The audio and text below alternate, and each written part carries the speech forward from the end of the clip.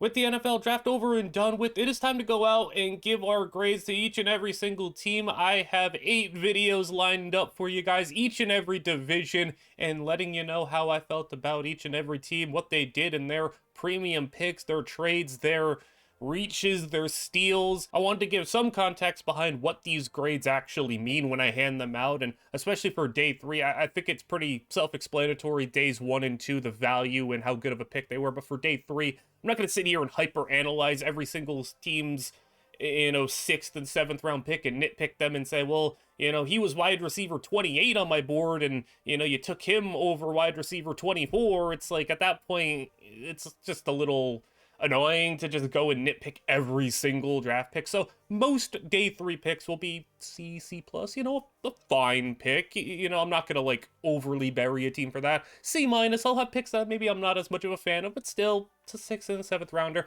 If you get a B minus, it's like that's a nice pick. I'm interested. I think that was a solid pick, a solid fit, decent value. If you get a B or better, and there was plenty of day 3 picks that got B plus, even A pluses in day 3, so that kind of scales upwards for how good of a value and how good of a pick that you made. I put in a lot of effort during this draft season, making sure I had like over 200 players scouted and got everything down, graded these things, and got the videos up to you as quick as I possibly can, so any support would be much appreciated. But I will be going through each of these teams in their divisions, I guess from worst to best, among the 4 teams. So let's get into our first team. We take a trip to the NFC North, where the North is the lowest performing division when it comes to the average grades that all these teams got. So maybe this video will be a little bit more negative, though. With the Minnesota Vikings, who had a bottom tier draft for me, I gave them a C minus, which only 2 other teams got. It's not a lot to talk about because I very much make this about what you do with the picks that you have, not so much the amount of picks that you have, but what happens when you don't have a lot of picks and then you don't really do well with the picks that you have. Well, you get the Minnesota Vikings, who did not have a 2nd round pick, did not have a 4th round pick, did not have a 7th round pick.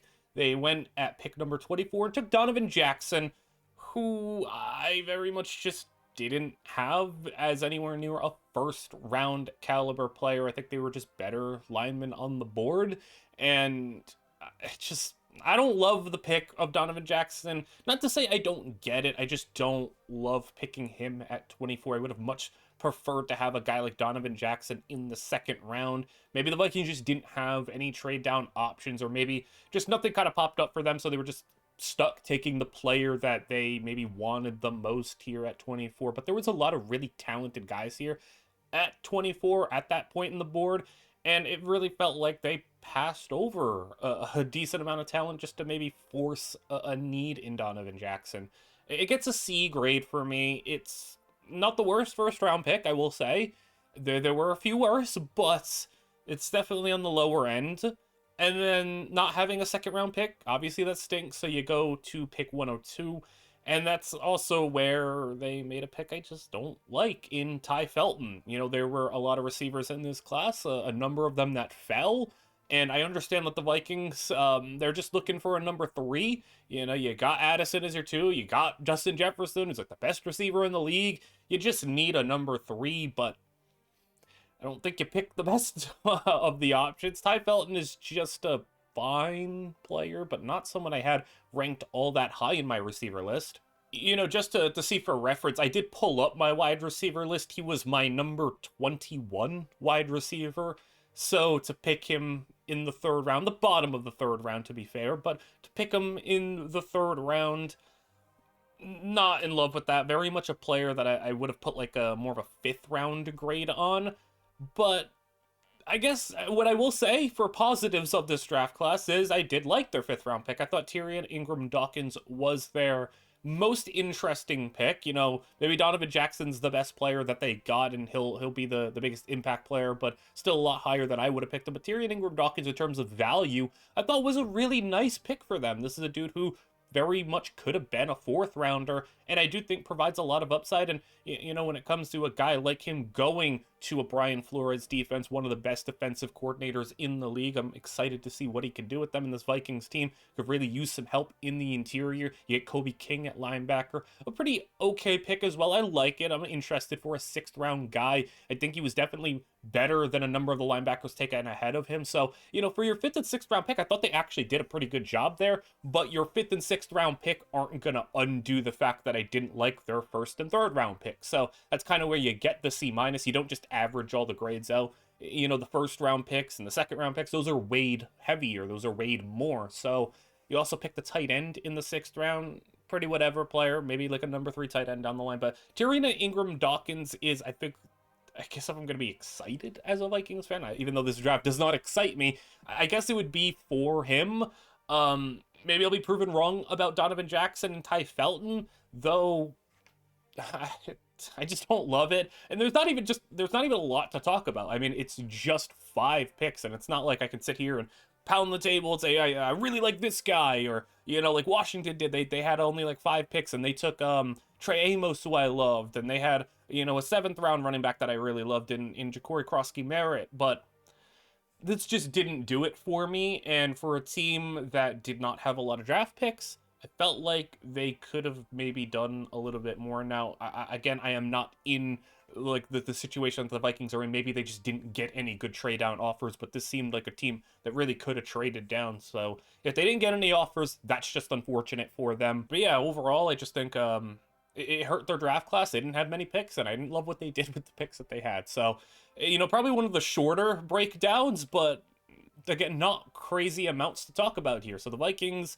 and with my bottom tier draft class, maybe an argument for the worst draft class in the entire NFL, because, even some of the other teams, the other 2 that had the C- grades, I can at least sit here and say, well, they picked a couple of nice players. They had at least an A grade somewhere or something like that. So, yeah, like I said, this one was going to be a little bit more of a negative video. And the reason for the negativity is this division just so happened to have 2 of the 3 bottom tier drafts, in my opinion. So the Packers think we're maybe a little bit better.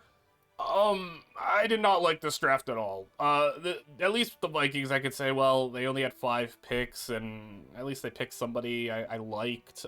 The Packers didn't pick anybody I liked, so maybe this is the worst draft class.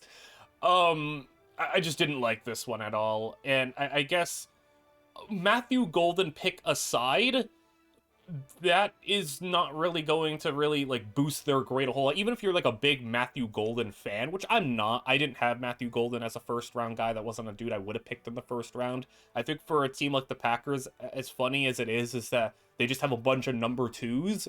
Matthew Golden was a player that I'm like, oh yeah, Matthew Golden would be a nice 2nd round pick and could be a really nice number 2.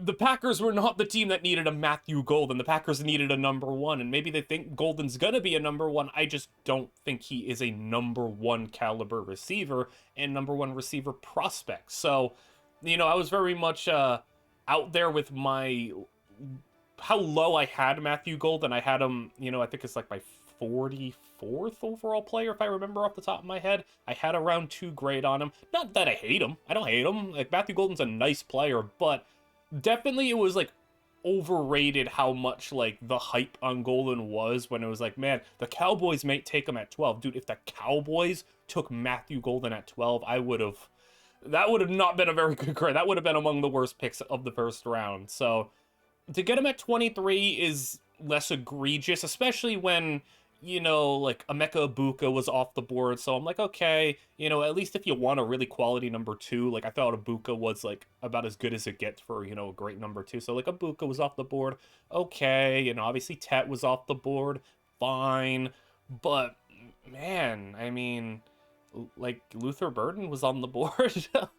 You could have taken Luther Burden. And if they took Luther Burden at 23, I would have slapped like an A grade on that one, and I guess we'll talk about Luther Burden a little bit later since he went to a division rival, and we'll see how that one plays out. But I thought Burden was a much better player than Matthew Golden if you wanted a true number 1 receiver. That was it.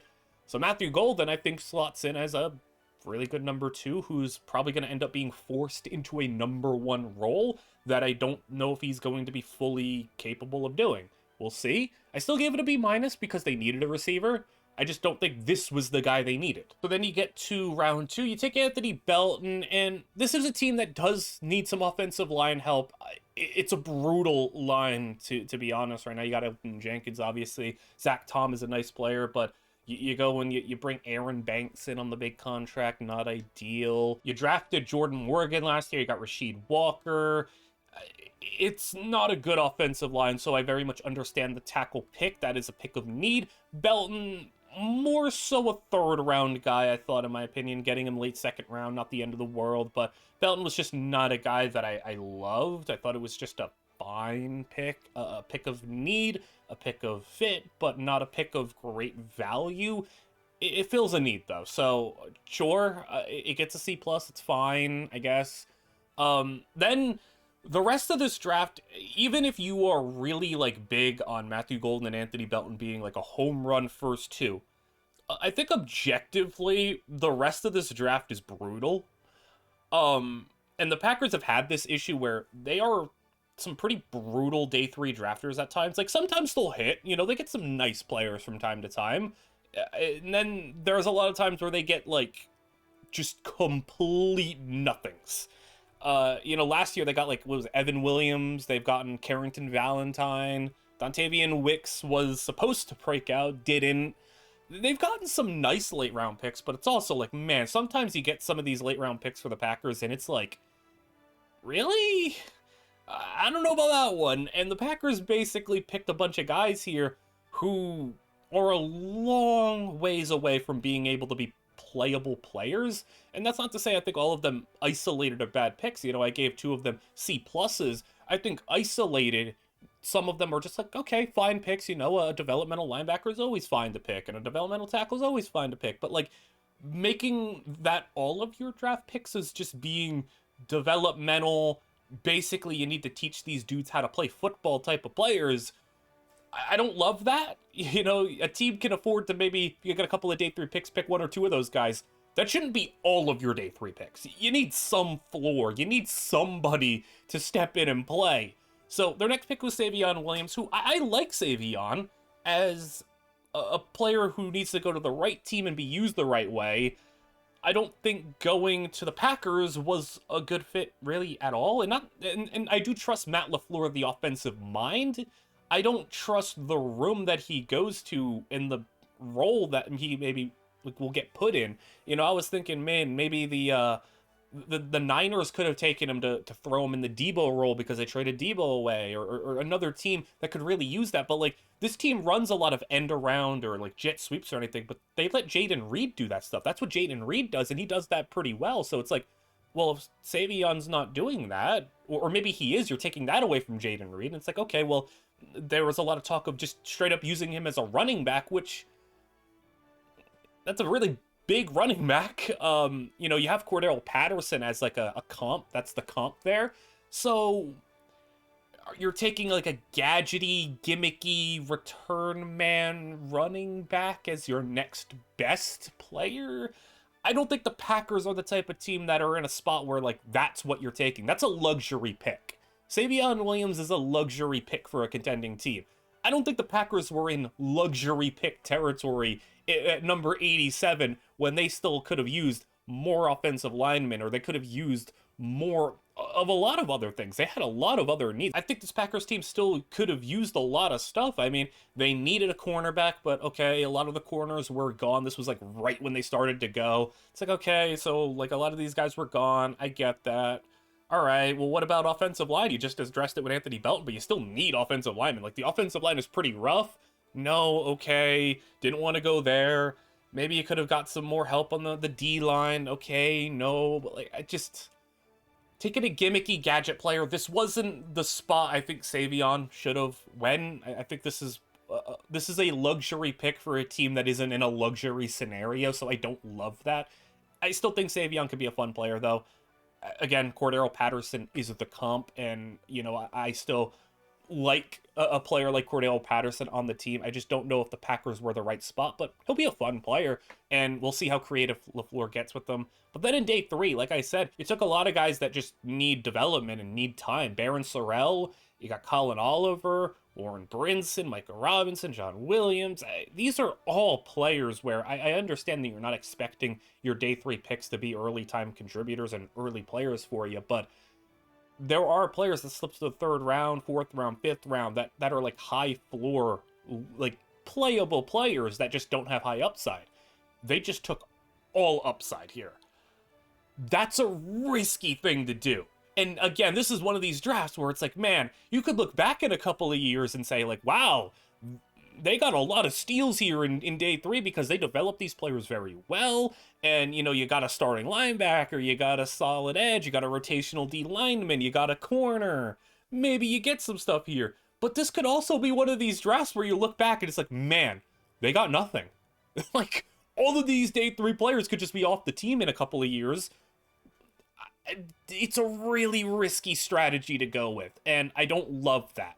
Like I said before, day 3, you could pick maybe 2 of those guys. I don't think you should be picking 5 of those players with all 5 of your draft picks. I think they needed a little bit more safety with some of their picks, but hey, if you trust the organization, you trust them, and you say, hey, they're going to develop all of these players, and they're going to maximize them, then it might work out, but this is a risky draft class at the bottom, and then at the top, I just didn't love Matthew Golden as a pick. I think it was a very much a need, but I'm just lower on Matthew Golden, I guess. I know Packers fans are riding high, though, because they finally took a wide receiver in the 1st round, and I don't want to rain on your parade like that. Just not a player that I thought could be a true number 1, especially with, you know, I think a few better receivers on the board. And then Anthony Belton, again, a little high for me. I really just didn't like this draft class. Maybe you disagree. Maybe you really like one of these day 3 players. I think isolated, like I said, like Sorrell and maybe Colin Oliver, if you took those 2 and then you spent the other 3 picks elsewhere, maybe you get like a C instead. But if this class was like maybe Luther Burden, and if you took Luther Burden, Anthony Belton, and some other like DB in the 3rd round, I think this would have gotten like a much higher grade. I think it just came down to they spent their top 2 picks on players that I thought were kind of reaches that I wasn't a big fan of. Then they spent their 3rd round pick on a luxury player that they didn't need, and then they spent their day 3 picks on pure lottery tickets. So it's a risky class. Maybe you like that type of style. For me, I would have liked a little bit more safety in their draft, and I don't think that the Packers made a single like value pick. Really, I didn't think there was a lot of value in this class either. Either they reached or they just kind of took a player around where he should have been taken. This was like the only team I feel like that didn't get like any steals, any great value, any player that I was like, man, I'm really excited because he should have went a lot higher. I think the Packers were the only team that didn't have that. So then we get to go to the Lions, which is a little bit more positive. These last 2 classes I'm going to be a little bit more positive on, though the Lions did make one very puzzling move that we'll talk about in a second. So 1st round, Tyleik Williams, about as like Lions of a pick as it gets. Really boring, but really effective player. Tyleik Williams, among the best run defending players, regardless of position, in the entire draft. And, you know, to plug him in the interior, that's just a Lions pick. It gets a B. It was I thought Tyleik was going to be like a really premium, like top 10 pick of the 2nd round type of guy that a team would really try to, you know, like anchor their defense with. I should have been maybe a little bit more expecting of a team like the Lions to be like, yeah, we'll just pick them in the 1st round. So that doesn't shock me. It's a very Lions pick. So it's a fit. It's okay value, like a smidge higher, but okay value.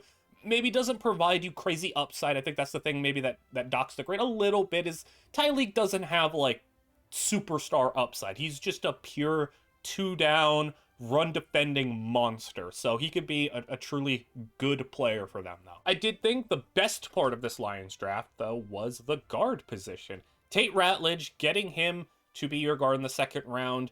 Very nice player, and in a position of need for this team. This team has needed some help on the interior. They've had some stopgap players at certain points in time. This is a team that had Kevin Zeitler, and now he is no longer on the team, and you know, you had to turn the reins over to maybe like a Christian Mahogany, who I did like as a pick for them last year, but, you know, Tate Ratledge is probably going to be like a plug-and-play starter, and if you go in the 2nd round and draft a plug and play starter as like a contending team like the Lions are. Like this isn't like a rebuilding team who's got a lot of holes and is just going to be drafting a second rounder and plugging him in. If you were a contending team and you could use a second round pick to get a plug and play starter, it's a good pick, a really good pick. And I guess we'll also jump to Miles Frazier, who I don't think it's outside the realms of possibility that he's also a starter in this upcoming season. Now, I think Ratledge will hold down one of the guard spots, but the other one could be pretty open for competition here. I think you're looking at Miles Frazier, Graham Glasgow, and a guy like Christian Mahogany, who they took last year, like I said, being kind of in that open three-man competition. They could give it to Glasgow just because of he's a veteran. He could give it to Mahogany, who he's been here for a year, so you know you can mix the youth with some continuity on the line. But Frazier maybe does give you a good chance of having two starters on the offensive line coming from this draft, and I think it's really good value. Frazier was a dude who should have been picked a lot higher. 171, I probably wouldn't have like been too mad if he was borderline a top 100 pick. So, you know, to get him at 171 is great value, and that's a potential starting guard for you. So I think the draft is really made there, and no surprise, the draft for the Lions is made in the trenches, where you get Tyreek, Tate Ratledge, and Miles Frazier. Now, the other pick that really does knock this grade down a little bit, I think, you know, in general, this would have been like a B grade, and then like if they really nailed their third round pick, maybe like a B plus. But Isaac Tesla in the third round, already isolated, that is like a C pick. Like, I don't love it, but like, okay. It's the fact that you traded a little premium of a price, a little, like, that's a premium price to trade multiple third round picks to get to number 70. I think on its own, Tesla being picked number 70 would have been like maybe like a C, but trading multiple thirds to go and get Isaac Tesla, I don't love that. That's a pretty steep price for a player like him, and I see the physical tools are there. The upside is there. I definitely get it. And if a team who really needed a wide receiver or wanted a player like him went in and picked him at 70, which is higher than where I would have had him in my big board, I'd understand that. I wouldn't love it, but I understand it. But trading up for, going out of your way to take assets out of your next year's draft and moving up into this year's draft, I don't love the trade, and it was for a pick that I was already a little iffy on, so I don't love that. But and maybe he can, you know, maximize those tools, because he did blow up the combine and have just an amazing, you know, size, speed, athleticism profile. So I very much get falling in love with a guy like Isaac Tesla, but I don't love the trade up there. I think even Lions fans could admit, like, maybe that trade up is a little rich for a player like him. And then you get to their final three picks. There's nothing like super notable there. You grab two Georgia players and an edge rusher. So, you know, I don't think they like crushed it in the 6th and 7th round. Just normal picks. I thought they nailed the 5th round though. They nailed, I think, the offensive line, most notably for a team that also, this was a pretty weak interior offensive line class, and the fact that you came out of this interior offensive line class with two of the better interior offensive linemen, that's something to really be excited about. And Tyreek, while not a spectacular high upside crazy player, is a nice fit for this team. It's just the Tesla pick really is like kind of like a sour taste in your mouth type of move. Again, if they didn't make the trade up and, you know, maybe they just stood in their spot and took him and he fell to them, maybe like a B grade. And if they like hit a home run in the third round, like I'm thinking maybe like B plus as a draft grade for them. So like I do think that Tesla move maybe knocks them a little bit. Maybe you disagree. Maybe you think that was a good move and you're really high on him to hit that upside, but I think it's very understandable why someone may not like the trade up and the riskiness of making that selection. But closing out with the top grades for the Chicago Bears, who get a B plus from me, and I've seen some people trying to knock this draft class, and I've seen a lot of people, Bears fans and non-Bears fans, just have a lot of complaints about, well, why did you just draft more offense? You have Rome Odunze, who you picked last year, DJ Moore. A lot of people are high on Cole Kmet, maybe higher than they should be. You're like, you pay DeAndre Swift and you have Caleb Williams and you brought in Ben Johnson to elevate these players. Why go and pick in the offense so much? And it's like, well, one, you got Ben Johnson. I think you should have known what you signed up for, that Ben Johnson was going to walk in and try to mold this offense into his vision. And the vision he has is very clear. It works, and you're giving him a quarterback better than what he ever had to work with talent-wise, and you're giving him a nice cast of weapons in base to work with Rome and having DJ Moore. But why not amplify that a little bit? I do think that one valid criticism I will say is they should have prioritized edge a little bit more. I think they should have spent their other second round pick on an edge rusher. I will very much agree with that. They had 3 seconds. I think one of them should have been spent on an edge. So I will stand there and say I agree they should have addressed edge rusher. But just going back to the offense, Colston Loveland at 10. I think that's a little higher than I would have taken him. Still give it a B+ because he's a great player, and it's a great landing spot for him as well.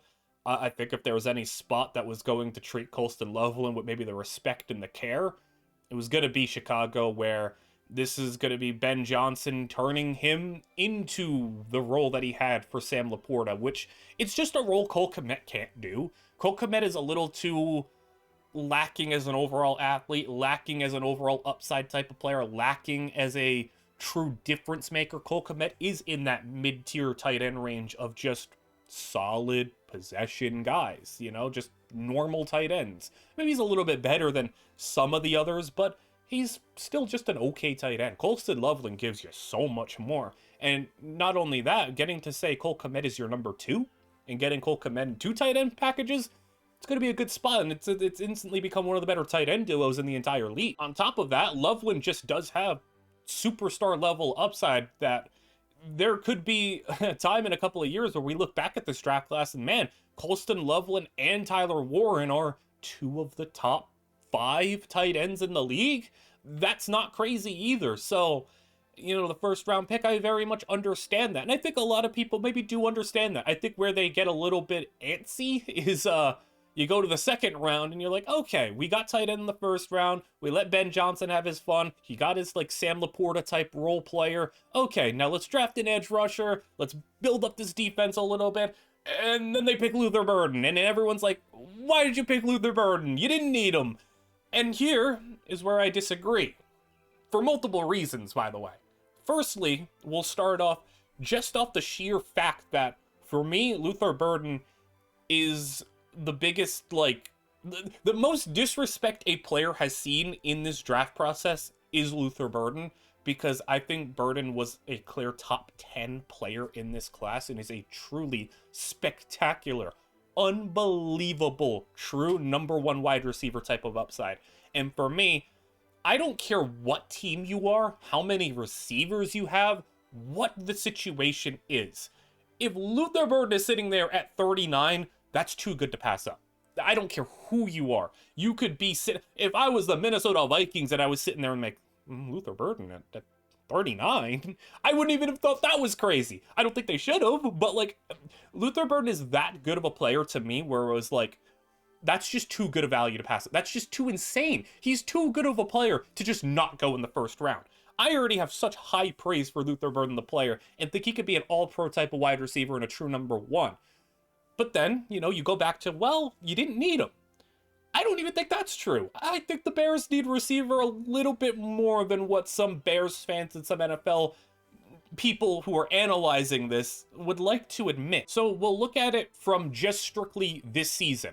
The depth chart for the Bears past Odunze and DJ Moore was looking like Tyler Scott, Devin Duvernay. Number 3 receiver was already looking bad. And you could say, well, you could have addressed that 4th round or whatever. Yeah, you could have. What I will also say, though, DJ Moore, I don't think is long for this team. And I think you seen it last year where DJ Moore kind of had some effort questions. Some people thought he gave up on the team. There was some issues going on, and people thought maybe DJ Moore could have been moved in the offseason. I think that this very much lets me know that DJ Moore, I think is going to be moved within the next year. So you move DJ Moore, well, you need a wide receiver. And maybe the Bears had no intentions of addressing that until DJ Moore was gone. And maybe there was no like thoughts of that. But I also can sit here and say, like, they probably wouldn't have expected Luther Burden to just be sitting there at 39. Even if he made it out of the first round, I thought for sure, like, the Patriots, maybe the Titans, I thought one of these other teams who needed a receiver a little bit more would have sat there and been like, Luther Burden, like, yeah, why not give Cam Ward Luther Burden? Or why not give Drake May Luther Burden? Why not give one of these players Luther Burden? That could help him a lot. So the fact that he made it here to 39, it's just too good to pass up for one. And I think there is a very real chance there isn't going to be a receiver in next year's draft class that's going to be as good as Luther Burden.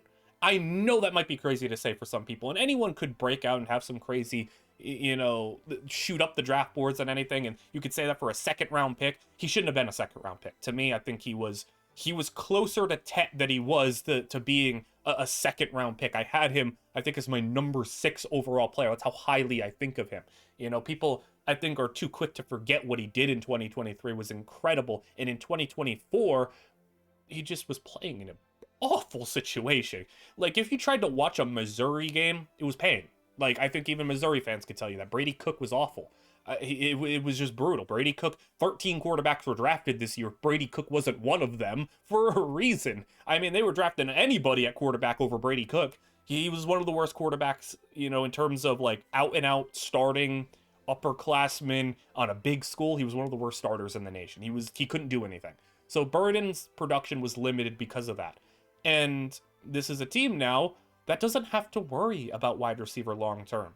And I think Luther Burden long term is going to be as good and maybe even better than what DJ Moore was for them. And I very much see Luther Burden is going to get thrown into the type of role that Amon-Ra St. Brown was put in. And I know they're not a one-to-one comparison, but I'm just talking usage and role. Burden, I'm not going to be surprised if in 2 years from now, he's catching 100 passes a season. I'm not going to be surprised if he is a 100 catch, 1,300 yard, 10 touchdown player. I'm not going to be surprised. I'm not going to be surprised if Luther Burden's a top 10 wide receiver in the league. That's how highly I think of him. I think he could be special, and I think him going to Caleb Williams and Ben Johnson, they're going to get the most out of him, and this spot excites me. Maybe year one, it'll be a little slow. Maybe in year one, it'll be just like what Rome's first year was, where they had Keenan Allen, and they're like, okay, Rome, you're going to be the number 3 for now, but we're going to let Keenan ride this out. We're going to let you kind of develop a little bit. We're going to give you some chances, but next year, it's your year to be the starter. I think it's going to be the same thing. DJ Moore's going to ride things out. Burden's going to be the number 3. He'll get maybe 500-600 yards. And then next year, DJ Moore will be gone, and you turn the reins over to Caleb Williams, Colston Loveland, Luther Burden, Rome Odunze, and maybe they end up drafting another running back at some point to get a full youth movement on offense and have one of the most exciting, dynamic, explosive, and fun offenses in the entire league. I love this pick. This is a home run pick. I don't want to see just questions about that. If you want to question the other second round picks, go ahead. I like I said, I agree. They should have probably addressed edge a little bit. But I'm not questioning Luther Burden as the draft pick here. So the first 2 picks, I thought, yeah, you're looking pretty good. You're on track for, an A- grade. I did think the next couple of picks, I think there was some missed opportunity. Seth Rollins came out and had this fun introduction and announced Ozzy Trapillo as the draft pick. I don't love it, but I understand it. It gets a B-. You needed some tackle help. You needed some offensive line help. I get it. So a little higher than I would have taken him, but again, I get it. Then Shamar Turner, again, higher than I would have taken him, but I get it. So you feel needs, but I did feel like there were better players on the board for them to take, but you already went with pure value in Luther Burden and maybe not a position that was an urgent, if this moment need. Again, though, I just think that they could have really used an edge rusher really badly. I thought for sure the Bears were going to be the team that landed Nick Scorton in the second round. I thought for sure, like, that just seemed like it was going to be the move. Now, I understand not picking him at 39. He didn't make it to 56. Maybe you could have gotten Princely. Maybe you could have gotten David Walker. Maybe you could have, like, I think they should have picked somebody else. They just didn't, and I thought, like, you get B minuses for filling needs, but it wasn't the best you could have done with those other 2 seconds. Then I thought maybe their kind of most uninspired pick, Ruben Hippolyte, was a random one in the 4th round, athletic, but, you know, it's a day 3 linebacker, you know how those go. Za Frazier, though, do like that one. Great athlete out of UTSA, we've seen that before. I don't think he'll be Tyreek Woolen, but he could be pretty nice if you develop those skills effectively. Luke Newman, fine. Tackle help, 6th round. I did think, though, the pick that does also excite me, Kyle Monangai, who I brought up in my top 100. He was my 99th overall player, and a dude who I'm just such a fan of. I mean, I think Bears fans are going to love them. And once again, the Bears have done it where they go and kind of snag my low ceiling, maybe boring but fun running back. They did it with Roschon Johnson. I really loved Roschon Johnson. I'm like, man, the ideal number 2 running back. He can block, he's reliable, he can catch. Maybe he's never going to be an out-and-out superstar or anything, but he's such a good number 2. They took him. And who is that for me this year where he can block, he's reliable, he's never fumbled, he's going to be such a safe player? Kyle Monangai, and they took him. And I think Kyle Monangai as a pure runner of the football can give you more than Roschon Johnson. He's just not the pass catcher that Roschon is. So I do think 7th round is obnoxious. He should have been gone at least by the 5th round. I think that's crazy. I understand the limited upside and long speed that he has, but come on, man. He's such a reliable, safe player. I know he's maybe a little boring, but I don't even think he's that boring, because watching him bowl over tackles because he's like super little and he's like got this bowling ball build. I have a soft spot in my heart for dudes who are bowling balls and look like Mike Tolbert. You know, I have a soft spot for those dudes who just run people over at like 5'9", 220 pounds. I love those types of running backs. And, well, who was the team that, you know, liked to punch you in the mouth with a running back and have David Montgomery? Well, the Lions did that. And do I think Monangai is going to be David Montgomery? Probably not. But can he be their version of it?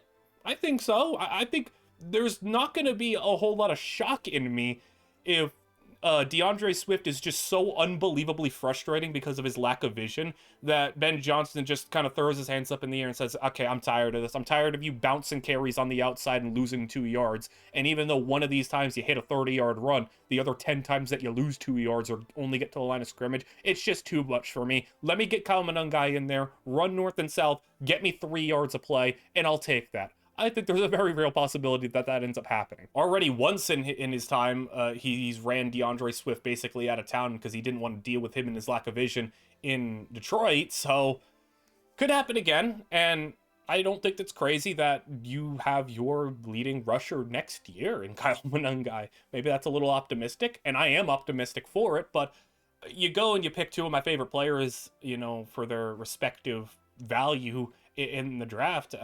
Luther Burden, one of the best value picks in the draft. Kyle Monangai, one of the best value picks in the draft. I like Colston Loveland. I don't love that middle portion. Trapillo and Turner could have done better there. Hippolyte could have done better there. I like Frazier, sure. But 2 A pluses and a B plus. And I know you still need some offensive line help. I know you still really need an edge rusher. But this is what teams do. You have a rookie quarterback. You have a second-year quarterback. You have a guy on a rookie contract. Set him up for success. Now, it's all on Caleb. If you don't have any success with Ben Johnson, Luther Burden, Colston Loveland, Roma Dunze, DJ Moore, all these other players, maybe the offensive line could be a little bit better. But if you don't have success with these guys, well, then maybe it just won't happen. I believe in Caleb Williams, though, and the Bears have just even more and more just become like must-watch television for how fun this offense is going to be. Let me know what you think, though. I think I'm a little bit higher on this Bears class because I think there is a lot of downers on the fact that they didn't maybe address the needs as the pressing needs that they had as much as they should have. I get that, but Luther Burden just too good to pass up for me, and I do like some of the stuff that they grabbed in Frazier and Monangai in day 3. So I like this draft class.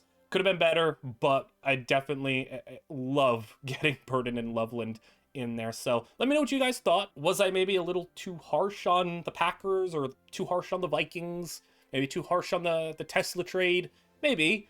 You know, I don't want to go out here though and give out good grades to everybody. There's people who do draft grades though that like give everybody a good grade, and it's like, oh, everybody did a good job. It's like, well, that's just boring, isn't it? Just to say, oh yeah, everybody did a good job. Like, no, not everybody had a good draft. Not everybody gets a B grade. If everybody gets a B grade, then getting a B grade means nothing. You know, I want a B grade to actually be a good grade. You know, B plus is, you know, 13th. B's are middle of the pack, and you know, not every team has a good draft, and I don't think the Packers and the Vikings had good drafts, and I think that's okay. Somebody's got to be at the bottom, so maybe you disagree. Regardless, these videos take a lot of effort to make to get these out every single day over the span of a week, so like, comment, and subscribe. I hope you guys all enjoyed, and I'll see you guys all in the next one.